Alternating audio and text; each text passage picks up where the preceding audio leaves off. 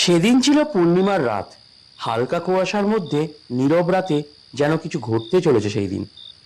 বটগাছের শিকড়ে বাতাসের হাহাকার, পাতার মৃদু খসখস শব্দে ভরে আছে চারিদিকে। হঠাৎ বটগাছের গোড়ায় দেখা গেল এক মৃদু সোনালি শুভ্রময় আভা। মাটির নিচে যেন কেউ দীপ্ত আগুন জ্বেলে দিয়েছে সেই বটগাছের গোড়াতে।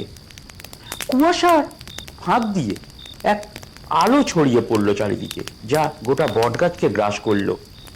সেই আলো যেন এক দীপ্তময় জ্যোতির্ময় আলো, যেন স্বর্গ নিচে নেমে এলো।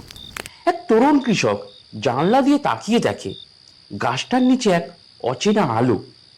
তার চোখে প্রতিফলিত সেই দেবীয় দীপ্তি, অবিশ্বাস আর ভক্তি একসাথে জেগে ওঠে। লণ্ঠন হাতে কয়েকজন গ্রামবাসী এগিয়ে আসে অন্ধকার পথে ধীরে ধীরে ওই বটগাছের দিকে। সবাই তাকিয়ে আছে বটগাছের দিকে। এই আলো কোথা থেকে আসছে? কিসের উৎপত্তি? যেন গাছটা নিজেই কোনো দেবতার বার্তা বহন করছে। হঠাৎ মাটি ফেটে গেল।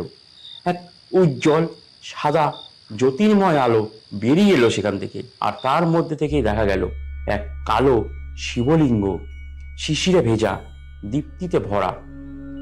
সবাই সেখানে ফুল বৃষ্টি শুরু হলো। ওপর থেকেও দেবতারা যেন ফুল বৃষ্টি করলো। গ্রামবাসীরা হতভম্ব হয়ে গেল।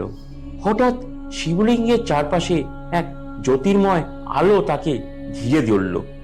সমস্ত গ্রামবাসী হাঁটু গেড়ে করজোড়ে প্রণাম জানালো মহাদেবকে।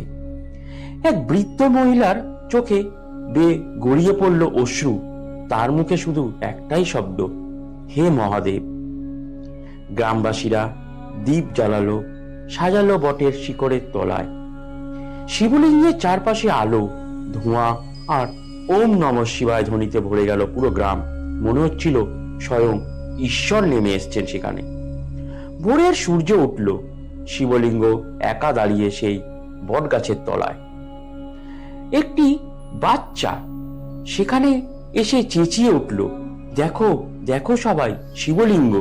সবাই দৌড়ে এসে দেখে সেই শিবলিঙ্গে চারপাশে তারা নতমস্তকে প্রণাম জানালো। গ্রামের পুরোহিত পবিত্র মন্ত্রে আরতি শুরু করে দিলেন।